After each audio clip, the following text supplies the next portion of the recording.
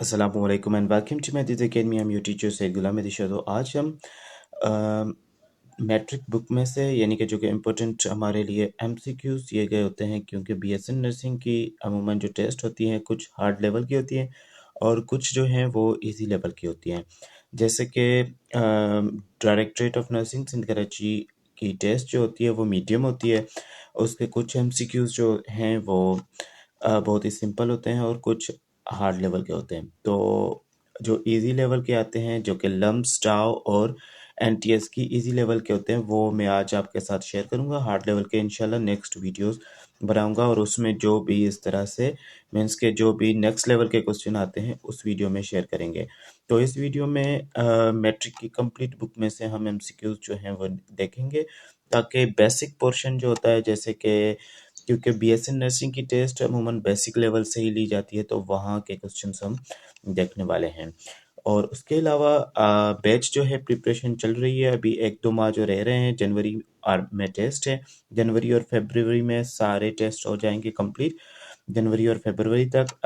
अगर आप ज्वाइन करना चाहते हैं बैच को तो नीचे नंबर हैं और डिस्क्रिप्शन में से भी नंबर ले सकते हैं और बैच में ज्वाइन कर सकते हैं with the affordable fees.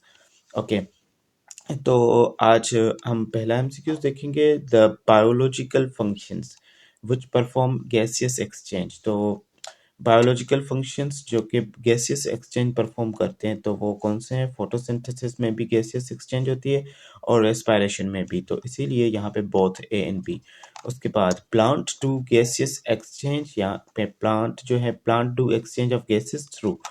Plant जो है वो कैसे गैसेस एक्सचेंज करते हैं? तो स्टेम और रूट में स्टोमेटा नहीं होते, मीन्स के स्टोमेटा के थ्रू करते हैं, तो ऑप्शन नंबर बी यहाँ पे करेंगे। लीव्स के ऊपर स्मॉल होल्स लाइक स्ट्रक्चर होते हैं, लीव्स के ऊपर स्टोमेटा होते हैं जहाँ से प्लांट जो है वो गैसियस एक्सचेंज करते हैं। Is clear I think.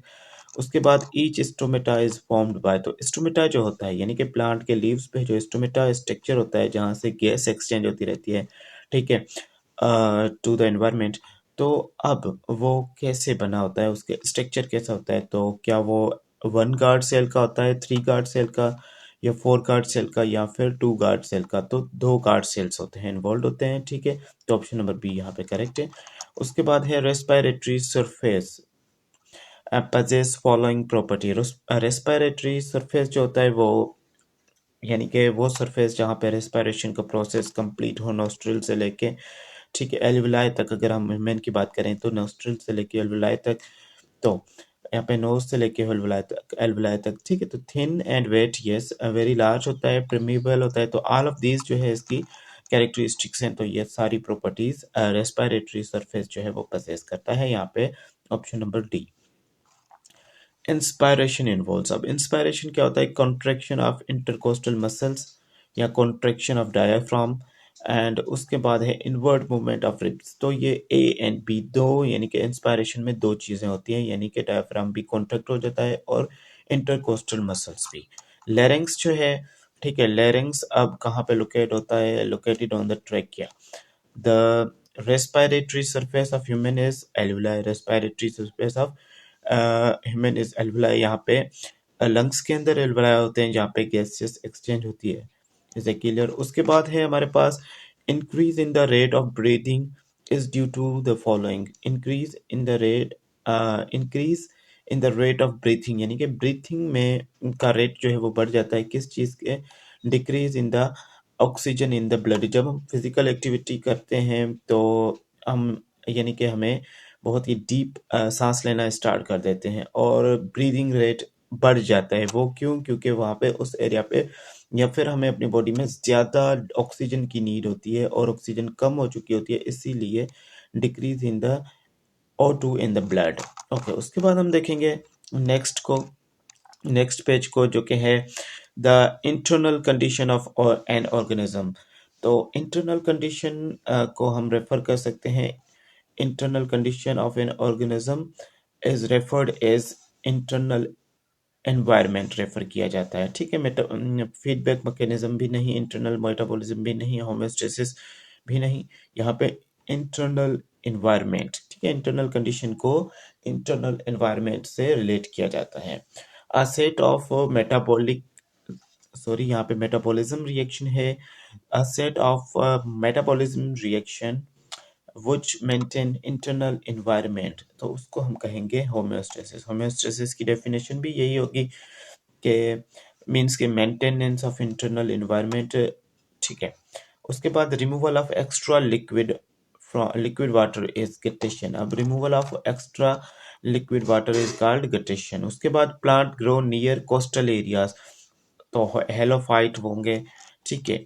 Organ of human body which is considered on the largest organ, तो स्किन जो है वो लार्जेस्ट ऑर्गन होता है हमारी ह्यूमन बॉडी का, क्योंकि ये सारी बॉडी को कवर कर रहा होता है, इसलिए इसको लार्जेस्ट यानी कि कहा गया है ऑर्गन।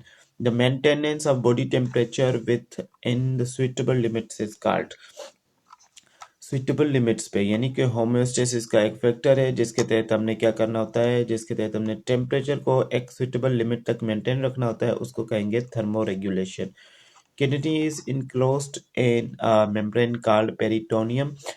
किडनी के ऊपर एक मेम्ब्रेन जड़ी होती है जिसका नाम होता है पेरिटोनियम। उसके बाद नेटवर्क ऑफ ब्लड कैपिलरीज, एक ब्लड कैपिलरीज का नेटवर्क होता है present in the layer of skin, skin की लेयर पे, तो उसे कहेंगे डर्मिस। उसके बाद नेक्स्ट एमसीक्यूज देखेंगे सिलेक्टिव रीअब्जॉर्प्शन। अब नेफ्रॉन के स्ट्रक्चर होते हैं जैसे कि Bowman's capsule, loop of Henle, proximal convoluted tubule and distal convoluted tubule, तो ये सारे स्ट्रक्चर्स हैं। तो यहाँ पे सिलेक्टिव रीअब्जॉर्प्शन कहाँ पे होगी, तो लूप ऑफ हैनल पे सिलेक्टिव रीअब्जॉर्प्शन होती है। उसके बाद है hormone ATH releases from. ATH जो है वो कहाँ से रिलीज होता है, तो पिट्यूटरी ग्लैंड से रिलीज होता है ये hormone. The activity in relation to change in its environment is response. The activity वो एक्टिविटी जो कि रिलेट करती हो किससे, इन्वायरमेंट में चेंज से, तो उसे हम कहेंगे हमारे पास रिस्पॉन्स। ठीक है। अगर इस एक्टिविटी चेंज आ गया है तो उसे कहेंगे स्टिमुलस, और उसका रिस्पॉन्स हम कर रहे हैं तो उसके चेंज, इन्वायरमेंट में कोई चेंज आ चुका है और हम उससे रिलेट कर रहे हैं तो वो होगी रिस्पॉन्स। ठीक है। उसके बाद stimulus is generated by, stimulus को हम कैसे डिटेक्ट कर सकते हैं, सॉरी डिटेक्ट है तो रिसेप्टर्स के थ्रू। हमारी बॉडी पे काफ़ी सारे रिसेप्टर्स होते हैं जिनकी मदद से हम स्टिमुलस को, किसी भी इन्वायरमेंट के में चेंज को हम नोट कर सकते हैं। The type of coordination, coordination का एक type through electrochemical signal is. ठीक है। नर्व सिग्नल, नर्व यहाँ पे होगा। ठीक है। इलेक्ट्रोकेमिकल सिग्नल्स के थ्रू जो लाया जाए वो कोऑर्डिनेशन सिस्टम, जो इलेक्ट्रोकेमिकल सिग्नल्स के थ्रू लाया जाए उससे नर्व्स कोऑर्डिनेशन सिस्टम कहेगा। उसके सॉरी उसे नर्वस कोऑर्डिनेटिव सिस्टम ही कहा जाता है। ऑप्शन नंबर ए करेक्ट होगा। The chemical release from one cell, एक सेल से रिलीज किया हुआ chemical, and carried to the signal और some distant cell through the blood, तो उन्हें कहेंगे हम हार्मोन से। केमिकल से रिलीज होते हैं एक सेल या एक टिश्यू से, ग्लैंड से, जिसको स्पेशली हम ग्लैंड्स कहते हैं, वहां से केमिकल्स रिलीज हों, यानी कि सिग्नल जब रिसीव होता है तब, और एक दूर जाके किसी सेल पे वो अटैक करे थ्रू द ब्लड, ब्लड के रास्ते, तो उसे हम कहेंगे हम hormones. Type of coordination exhibited by plants, वो कोऑर्डिनेशन जो प्लांट शो करते हैं तो वो केमिकल कोऑर्डिनेशन शो करते हैं। Part of brain involve in the reasoning, cerebrum जो है पार्ट ऑफ ब्रेन है जो कि रीजनिंग करता है mostly. Part of the brain involve in the balance and the precision in the movement, तो सेरिबेलम। इसका करेक्ट आंसर है vital functions for the survival, बहुत ही अहम काम सर्वाइवल के लिए, किसके सर्वाइवल के लिए, एनिमल्स के सर्वाइवल के लिए, तो वो हम कंसिडर करेंगे कि CNS यानी कि central nerve system. Shortest path of reflex action consists of two neurons. The type of lens in our eye is convex. उसके बाद the automatic process of alternating focus to get sharper image of near object is accommodation.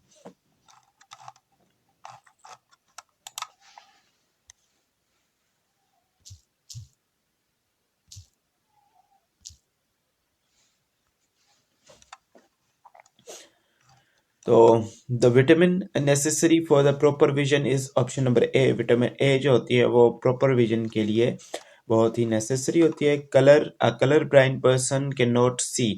Colour blind person जो है उसे licence भी नहीं दिया जाता क्योंकि वो रेड और ग्रीन के बीच में डिस्टिंग्विश नहीं कर पाता, तो वो रेड कलर नहीं देख सकता।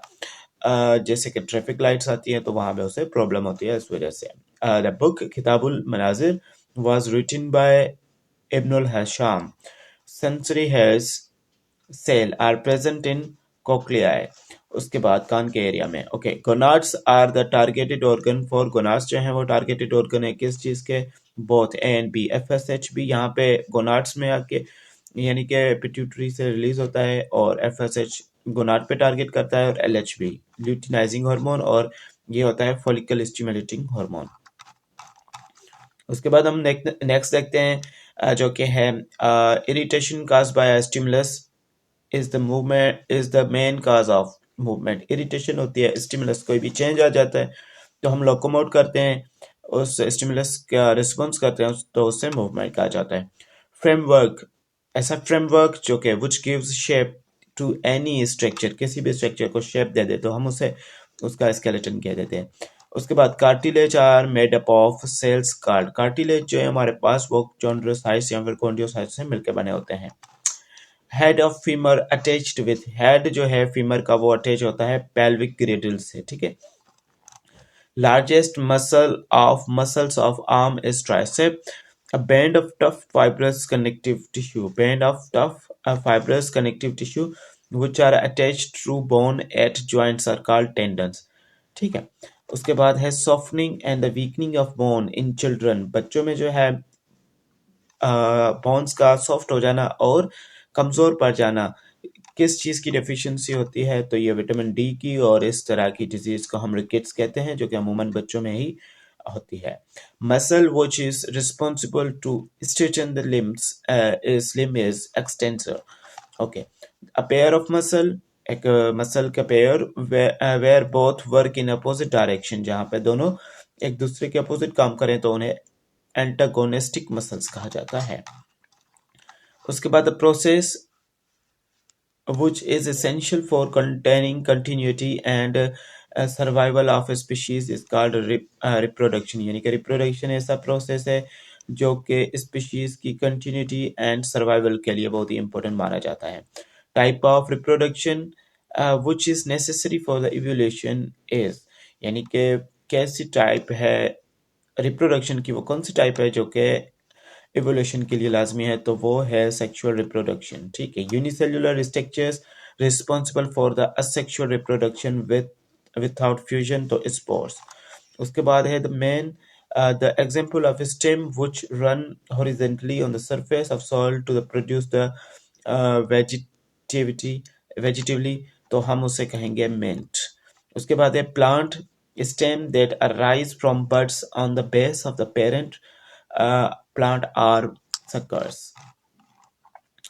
टाइप ऑफ सीड प्रोडक्शन, ऐसी सीड की प्रोडक्शन जहां पे मेल एंड फीमेल गेमेट्स की जो है फ्यूजन लाजमी नहीं है, तो उसे पार्थेनोक्रॉपी कहेंगे।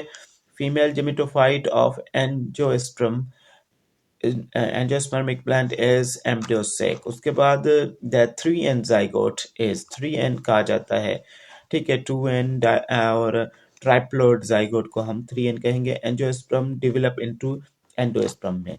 Mail gonads in rabbit are, rabbit में मेल गोनाड्स क्या होते हैं? टेस्टिस होते हैं। And female gametes are fertilize in the rear end of the fallopian tube और ओविडक्ट, तो ये बहुत होंगे, तो ऑप्शन नंबर डी यहाँ पे करेक्ट होगा।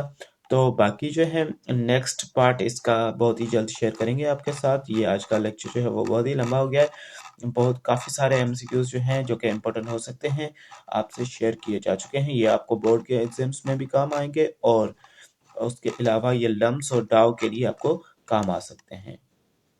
तो टेक केयर, अल्लाह हाफिज़।